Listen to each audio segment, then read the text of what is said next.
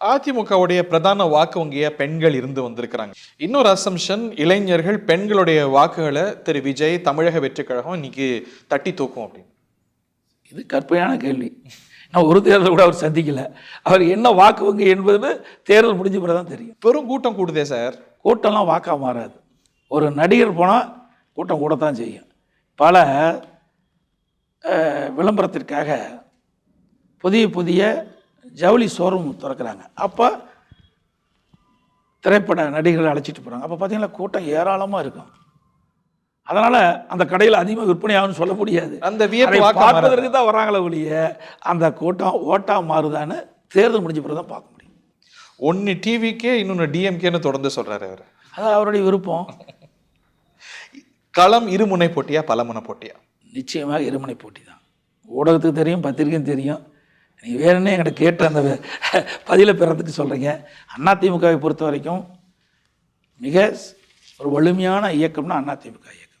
நான் ஏற்கனவே குறிப்பிட்டேன், பொன் விழா கண்ட கட்சி தமிழகத்தில் 31 ஆண்டு காலம் ஆட்சி புரிந்து இந்தியாவிலேயே ஒரு முதன்மை மாநிலம் என்ற பெயர் பெறுகின்ற அளவுக்கு பல திட்டங்களை கொண்டு வந்து நடைமுறைப்படுத்தி சாதிச்சிருக்குது. அதன் அடிப்படையில் அதிமுக நிச்சயம் வெற்றி பெறும். அதிமுகவுக்கும் திமுகவும் தான் இடையே போட்டி. அவர் திரு விஜய் வந்திருக்கிறார், அவர் என்ன எஃபெக்ட் பண்ண போறாருங்கிறது தான் எல்லாம் உற்று கவனிக்கிறாங்க. அவங்க பிரதானமாக பிரிக்கிறது உங்கள் வாக்காக இருக்கும்னு நினைக்கிறீங்களா, திமுக வாக்காக இருக்கும்னு நினைக்கிறீங்களா, உங்கள் கணிப்பில் பார்வையில்? அது எப்படின்னு நாங்கள் என்ன ஜோசியமாக சொல்ல முடியும்? அதாவது ஒவ்வொரு கட்சிக்கும் ஒரு குறிப்பிட்ட வாக்கு வங்கி, அந்த வாக்கு வங்கி எவராலும் பெற முடியாது. அந்த கட்சிக்கு ஒரு நிலையானது. அதிமுகனா அதிமுக ஒரு நிலையானது. நடுநிலையாளர்கள்லாம் அப்பப்போ அந்த டிசிஷன் எடுப்பாங்க, முடிவு செய்வாங்க. அவர்கள் அவரால் கவரப்படலன்னு நினைக்கிறீங்களா? நிச்சயமாக கிடையாது. என்ன செஞ்சுருக்கிறாரு கவலைப்படுறதுக்கு? ஒன்றுமே செய்யலையே. செஞ்சதால வந்து கவர முடியும். ஒரு ஆட்சி வருவதற்கு காரணம் இந்த மக்களிடத்தில் ஏற்கனவே அவர்களுடைய செயல்பாடை பார்ப்பாங்க. யார் ஆட்சிக்கு வந்தால் ஒரு நல்ல நிர்வாகத்தை கொடுப்பாங்க அப்படின்னு மக்கள் சிந்திச்சு தான் வாக்களிப்பாங்க. தமிழ்நாட்டு மக்களை பொறுத்த வரைக்கும் அறிவு கூர்மையான மக்கள், எது சரி தவறு என்று எடை போட்டு தீர்ப்பளிக்கக்கூடிய மக்கள் தமிழ்நாட்டு மக்கள். இந்த தேர்தலில் நல்ல தீர்ப்பை எங்களுக்கு வழங்குவார். அவருடைய செயல்பாடு அவ்வளோ சிறப்பாக நீங்கள் பார்க்கல சார். புதுசாக வந்திருக்கிறாரு. நீங்கள் கூட்டத்தை வச்சுட்டு நீங்கள் கணிச்சிட்டு இருந்தீங்க, நாங்கள் என்ன செய்ய முடியும்? நம்ம ஆட்களை வேற நிறைய பேரை நிறுத்திருக்கிறாரு, நிறைய ரத்தங்களை சார். அது அவருடைய ஒவ்வொருத்தருடைய விருப்பம். இப்போ அதிமுகலேருந்து திமுக கொடுத்தா 19 பேர் நிற்கிறாங்க. அதை கேட்க மாட்டேங்கிறீங்களா? அதிமுகலேருந்து திமுகவுக்கு போய் 8 பேர் அமைச்சராக இருக்கிறாங்க. ஆக ஒவ்வொரு கட்சியிலையும் வெளியேறாங்க. இது வந்து இப்போ மட்டும் நடல, தலைவர் காலத்திலையும் அதிமுகவிலிருந்து பல தலைவர் வெளியேறினாங்க. அம்மா காலத்திலையும் பல தலைவர் வெளியேறிட்டாங்க. இப்போ தலைவர்கள்லாம் வெளியேறல. இப்படிப்பட்ட இந்த நடைமுறையில் தேர்தல் அறிவிக்கப்பட்ட பிறகு அவளுக்கு அந்த வாய்ப்பு இல்லைன்னா மாறுறாங்க. உங்களுடைய எக்ஸாக ஒரு கட்சியில் வேட்பாளராக இருக்கிற இன்னொரு கட்சியில் வேட்பாளர் கிடையாது. அதாவது எங்கள் கட்சியை பொறுத்த வரைக்கும் ஒரு நல்ல வாய்ப்புள்ளவர்களுக்கு நாங்கள் நிச்சயமாக தருவோம். மாறி மாறி கிடைக்கும். இந்த தரக்கு வாய்ப்பு இல்லை, அடுத்த தரக்கு கிடைக்கும். இப்போ எனக்கு கூட 2001 வாய்ப்பு கொடுக்கல. நாங்கள் எங்கே வெளியே போலியே. இன்றைக்கி உங்களிடத்துல பேசுகின்ற அளவுக்கு வளர்ந்துருக்கிறேனே. அடிப்படையிலே ஒரு கட்சிக்கு விசுவாசமாக தான் நிச்சயமாக வளரலாம். அரசியலில் பேஷன்ஸ் ரொம்ப முக்கியம் இல்லை?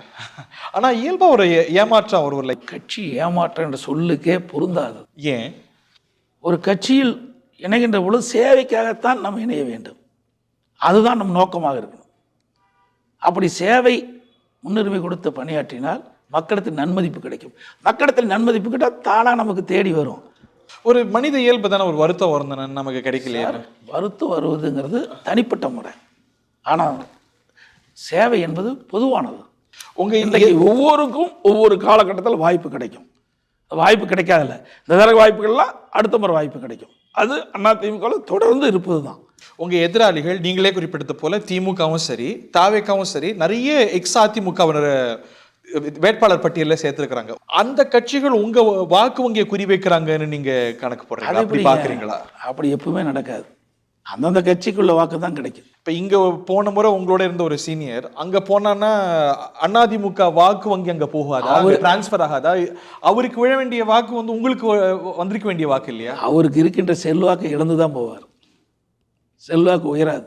தனக்கு கிடைக்கவில்லை என்றால் வேறு கட்சிக்கு மாறினா இருக்கின்ற நம்பிக்கை இழந்து விடுவார்கள்.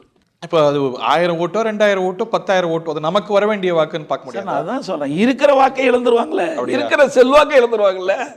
இருமுனை போட்டின்னு தான் நீங்க கணிக்கிறீங்க. ஆமாம், ஒன்னு டிஎம்கே, இன்னொன்னு ஏஐடிஎம். அப்படித்தானே இருந்துகிட்டு இருக்குது. காலங்காலமாக அப்படித்தான் இருந்துகிட்டு இருக்குது. பல முறை தேர்தல் நடக்குது, பல கட்சிகள் போட்டியிடுகின்றன. ஆனால் 2 கட்சிக்கு தான் போட்டி, 2 கட்சிக்கு இடையே தான் போட்டி இருக்குது.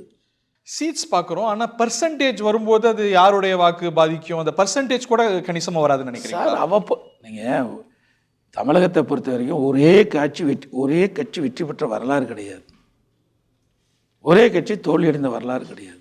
நீங்கள் 91 எத்தனை சீட்டு வந்தாங்க? திமுக 2 சீட்டு வந்தாங்க. 96 4 சீட்டு வந்தாங்க அதிமுக. இப்படி ஒவ்வொரு கட்சியும் மாறி மாறி தான் ஆட்சிக்கு வருத ஒழிய எந்த கட்சியும் தொடர்ந்து வெற்றி பெற்ற வரலாறு தமிழ்நாட்டில் கிடையாது.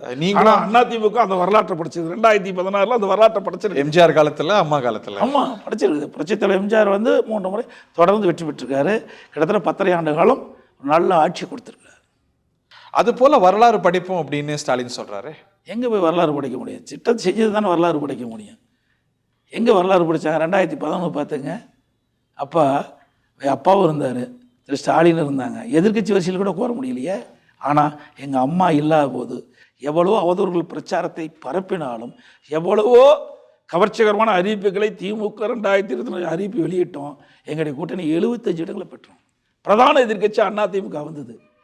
அந்த ஒரு 5 ஆண்டுகள் 4 ஆண்டுகள் உங்களுக்கு ரொம்ப சவாலான ஆண்டுகள்னு சொல்ல முடியும் இல்லையா? 4 வருடம் 2 மாத காலம் ஒரு சவாலான காலம்தான். ஒரு பக்கம் நான் சொன்ன மாதிரி வறட்சி, புயல், அதுபோல கொரோனா, இதையெல்லாம் சமாளித்தோம். உட்கட்சியில் சில பிரச்சனை, அதையும் சமாளித்தோம். எது பெரிய சேலஞ்சாக இருந்தது? நிர்வாக சவால்களா, கட்சி சவால்களா? கட்சி சவால்களும் ரொம்ப நிறைய இன்னைக்கு சட்ட வழக்குகள்லாம் நடந்து இப்போ தான் முடிஞ்சிருக்கிறத பார்க்கின்றோம். 2மே சவாலான காரியம்தான். நிர்வாகம் சவாலான காரியம்தான். அதே மாதிரி ஒரு கட்சியில் ஒரு பொறுப்பு வைக்கின்ற பொழுது அதில் ஏற்படுகின்ற இன்னல்களும் சவாலானது தான். அதை சமார்த்தியமாக சமாளிப்பது தான் சரியானது. அதை நாங்கள் செய்தோம். சீக்ரெட் ஆஃப் சக்ஸஸ் சொல்லுங்கள். ஏன்னா இப்போ நிறைய சமயங்களில் இந்த சட்டச்சிக்கல் வரும்போது அவ்வளோதான் முடிஞ்சிச்சு, பாருங்க அதிமுக அவ்வளோதான், ரெட்டெல்லாம் முடங்க போகுது அப்படின்னாங்க. இல்லை இது அவ்வளோதான், இந்த சவாலை சமாளிக்க மாட்டார் அப்படின்னாங்க. நீங்கள் வந்து you have proven your critics wrong. பெரும்பான்மை நான் எங்களுடைய ஆதரிக்கின்ற எங்களுடைய நிர்வாகிகள் பயிலாப்படி எங்களுடைய பொதுக்குழு உறுப்பினர்கள் அதிக அளவில் எங்களை ஆதரித்தார்கள். எங்களுடைய தலைமை கழக நிர்வாகிகள் அதிக அளவில் ஆதரித்தாங்க. அதிக அளவில் நாடாளுமன்ற சட்டங்களும் ஆதரித்தாங்க. அதனால் எங்களுக்கு எந்தவித இடையூறும் இல்லை. இடையூறுலாம் யாரால் உங்களுக்கு நல்லா தெரியும். அண்மையில் எந்த கட்சிக்கு போனார்னு தெரியும். அவர்களெல்லாம் ஒரு பிரதான கட்சியாக இருக்கின்ற கட்சிக்கு பி டீமாக செயல்பட்டாங்க. திமுக பி டீமாவா? அது நீங்களாக முடிவு பண்ணி சொன்னால் நான் என்ன செய்கிறது? நான் மறைமுகமாக சொல்கிறேன், நீங்கள் நேரடியாக சொல்கிறீங்க, அவ்வளோதான் வித்தியாசம். ஆக ஒரு கட்சி எங்களுடைய இயக்கத்தை உடைக்க பார்த்தது, முடக்க பார்த்தது. அதுக்கெல்லாம் ஒருவரை பயன்படுத்தினாங்க. இன்றைக்கு அது வெளியாகிவிட்டது. ஓபிஎஸ்ஐயா? நீங்களே எல்லாமே சொல்லிடுறீங்க. நான் சொல்லக்கூடாதுன்னு நினைச்சதெல்லாம் நீங்கள் சொல்லிடுறீங்க. நான் மறைமுகமாக சொல்லுகிறேன். இதெல்லாம் நாட்டு மக்களுக்கு தெரியும், உங்களை போல் இருக்கின்ற விவரம் அறிந்தவர்களுக்கும் தெரியும். எவ்வளவு பிரச்சனையை உண்டாக்குனான்னு தெரியும். அதையெல்லாம் எங்களுடைய தொண்டர்கள், நிர்வாகிகள், எங்களுடைய நாடாளுமன்ற சட்டமன்ற மூலமாக தூளாக்கப்பட்டது. என்றைக்குமே ஒரு கட்சிக்கு விசுவாசமாக இருந்து உண்மையாக செயல்பட்டால் எல்லாமே நல்லது நடக்கும்.